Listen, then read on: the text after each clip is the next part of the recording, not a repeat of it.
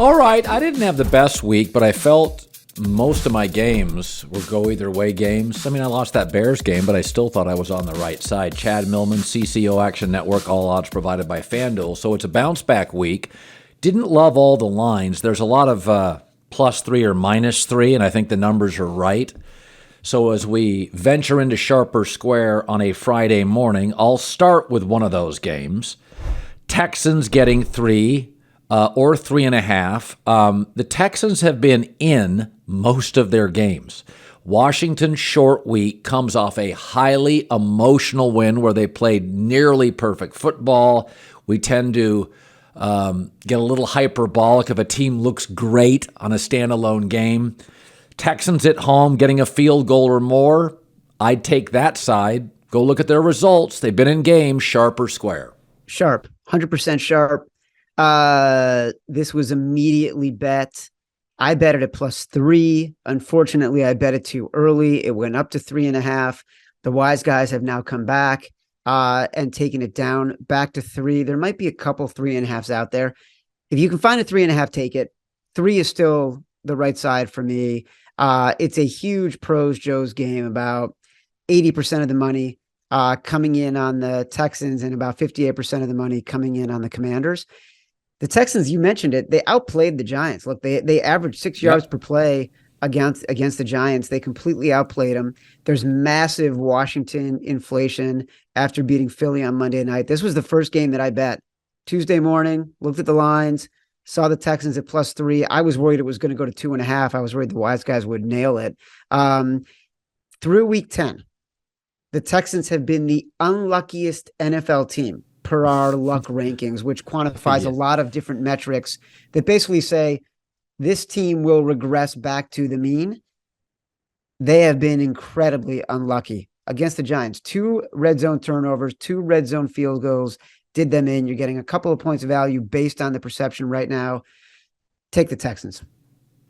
Another game that jumped out to me later today, Chargers +5.5 at home. Keenan Allen, Mike Williams should both play. Offensive line's in better shape. The Chiefs have not necessarily been a great cover team. They win, they don't necessarily cover. It feels like a make-or-break game for the Chargers. This one feels obvious to me, 5.5 Chargers, sharp or square. Yeah, so this one opened at 7, and this one, again, we do that segment, Sharp Calls on the favorites, me and my BFF, Simon Hunter, where the wise guys will call us in the middle of the week after hearing the first episode of the week. We get to the second episode. They're telling us what they liked and what they didn't like about what we said. We love the Chargers in our first episode on Tuesday at +7. By late Thursday, it was at 5.5. I still like the Chargers at 5.5. I like them a little bit less just because you're not getting the best of the number and you want to get the best of the number in these scenarios. The key here is that Patrick Mahomes historically does really well as a favorite of less than 3.5, is under 500 as a favorite of more than 3.5. It's hard to go on the road. The Chiefs have not been winning by big numbers. And even against the Jags, I liked the Jags last week, +9.5. They missed 2 field goals, right? So even then, the score is not indicative of what happened on the field. The Chargers are going to be the right side here.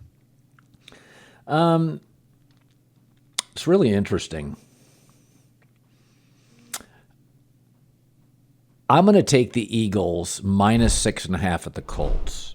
So I think we're overplaying the emotional elevation of the Colts for Jeff Saturday. Dan Campbell, briefly, was Mr. Magic in Miami. Philadelphia is a good team that played like crap and could not get the ball back in the first half. They're a much better team. We still have an MVP candidate quarterback, better O-line and D-line play. Did you see the Eagles picked up some interior D-linemen this week? I think the Colts are a bad team. I know they're a favorite, but I like the Eagles to blow them out, sharp or square. There's a reason why the Eagles had to pick up defensive line help. There's a reason why the Commanders controlled the line of scrimmage for something like 40 minutes. It's because the Eagles defensive line is missing Jordan Davis, and Fletcher Cox had to play 70 plays. And he was admitting in the middle of the week he was feeling it a little bit. In comes Ndamukong Suh, who hasn't played this year. So now you're signing a guy off the street who's kind of got some tread on him and is past his prime, way past his prime, and plugging him in, hoping that you're going to play better against an offensive line that can be equal to what Washington just did with a significantly better running back who's finally healthy. So I wasn't playing the emotional resonance of Jeff Saturday coming in. I'm playing the fact the Colts just have a better offensive line and have a running game that I think can beat up on the Eagles defensively. So you got to take the Colts here. And this line's been coming down. Like, it was at 8.5. It was at 8. It was 7.5. It was 7. I took it at 7. I waited a little bit too long. It's getting a little bit lower. Like, you're alone on this one, Colin. The wise guys like the Colts. All right. I like the Cowboys minus 1.5 at the Vikings, an exhausting, wildly emotional game against Buffalo. Dallas had opportunity after opportunity to beat Green Bay. They were controlling them at Lambeau in the third quarter. Also, the left tackle for the Vikings, who's been fantastic, could be hurt. Micah Parsons off his worst game of the year. I take Dallas straight up to beat Vikings, sharp or square. Totally sharp. The wise guys are in love with this game. And this is like one of the biggest pros Joes disparities that we have on the board this week. When I'm talking about pros Joes, I talk about tickets are the Joes, the number of betting tickets, $10, $15, $20 coming in on one side, and the money, those are the pros coming in on the other side. Huge disparity in this game. Look, everyone says it. The Vikings have been one of the luckiest teams this year. They're winning in less than one score games. We saw it again this past week. This past week, their collective win probability in the game makes them the second luckiest winners in the NFL since 2014. Number one, by the way, Miami Dolphins against the Baltimore Ravens earlier this year. This is a mediocre team in every single respect. This is a mediocre team in the Minnesota Vikings. Look at the DVOA. Cowboys are 4th. Minnesota is 17th. Estimated wins. So if you take away sort of the one score elements and you just look at the overall stats, Dallas should have 7.7 wins. Minnesota should have 4.5 wins. Yards per play on offense. Minnesota's 16th. Yards per play allowed. They're 28th. This is Dallas. Every single wise guy will tell you Dallas should be favored by 3 in this game. Okay. Another game I liked, the Jets are able to get a rush with 4 people. If you look at Mac Jones's numbers, they are regressing badly. He is now no better than Zach Wilson on 6 or 7 vital stats. If the number's 3.5 and what I think will be a very low-scoring game between 2 very good defensive coaches, that's just too much. The weather could be choppy. New England just doesn't score a lot, and the Jets don't allow you to score a lot. They discombobulated the Packers at Lambeau. If I get 3.5, I would take the Jets. That just seems, again, low scoring, Jets front, real pressure on Mac Jones, who is acknowledged this year has been a struggle for him with no offensive coordinator. Jets plus 3.5, sharp or square. The flip side is that, 3 weeks ago, the Jets and the Patriots played in New York, New Jersey. The Patriots were 3-point favorites in that game. They ended up winning by 5. So 3 weeks later, after a big Jets win against the Bills, the Patriots now go home and they are 3-point favorites again. So you're telling me in those 3 weeks, with one win that is dynamic against a Bills team that might not be as good as we thought it was, the Patriots are all of a sudden still just 3-point favorites. So that 3-point edge that you get by playing at home is washed away in 3 weeks. That is a massive, massive adjustment. The Patriots are the wise guy side here. The Patriots have been betting, the wise guys have been betting the Patriots. They bet them at 3. It's why it's going up to 3.5. I would still take it at 3.5. I might even take it at 4. I think the Patriots, Mac Jones might be complaining, but their running game is doing really well. And I am not actually as big a hater on Matt Patricia running that offense as other people have been. I think he's kind of figured something out. So the wise guys, they like the Patriots. All right, I'm going to take the Raiders plus 2.5 at Denver. Off a bye, Denver is awful. Could not get into the red zone.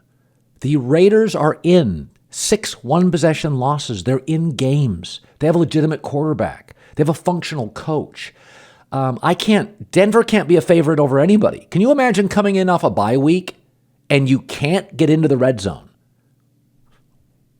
Against the Titan team missing 5 starters. The Raiders are the better team. This goes to my Arizona-Seattle situation, where twice Seattle got points. Seattle's the better team. The Raiders are the better team than Denver. Of course I'm taking points, sharp or square. So, yeah, the Raiders are the better team. The wise guys will be betting the Raiders. It's a really interesting game because when these two teams met earlier in the season, you had almost an entirely different lineup for the Denver Broncos. You won't have Randy Gregory in this game. You had him in that game. You won't have Bradley Chubb in this game. You had him in that game. You're not going to have KJ Hamler. You had him in that game. Jerry Jeudy potentially injured. You have a lot of injuries on the offensive line. And as we know, this offense is terrible, right? The last time a team was last in scoring offense and first in scoring defense, 1946. I think everyone saw the stat this week. If the Broncos had scored more than 17 points in any of their games this year, they'd be 8-1. So I think you're getting the right side in the Raiders.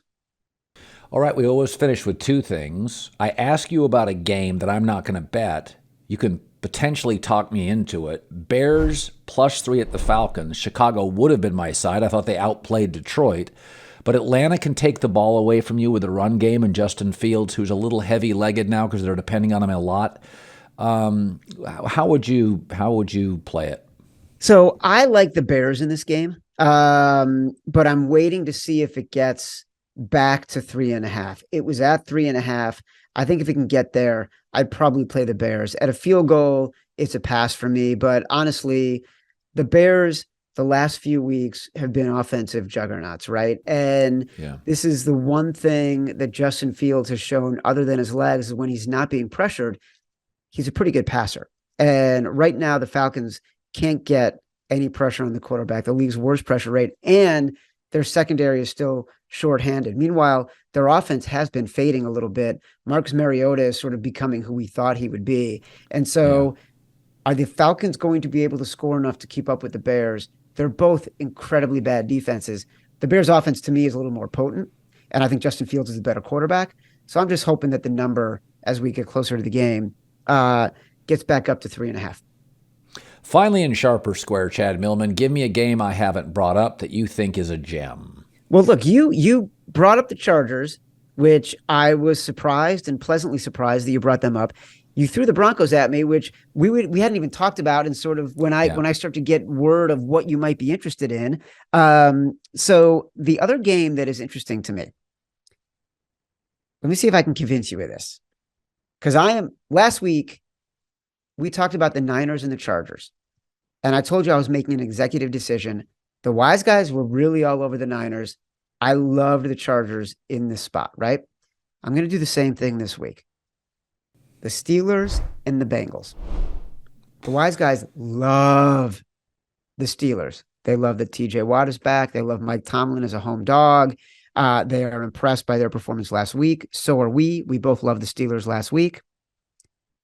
This line has moved from 5.5 down to 5 to 4.5 to 4 to 3.5. I'm taking the Bengals. I think I've got the better quarterback. I've got the better team. I've got a team that won last week, coming off the bye with a new quarterback. They're a little bit lower emotionally. I feel like this is a really good spot for the Bengals to take another leap forward in their quest to get back to the playoffs.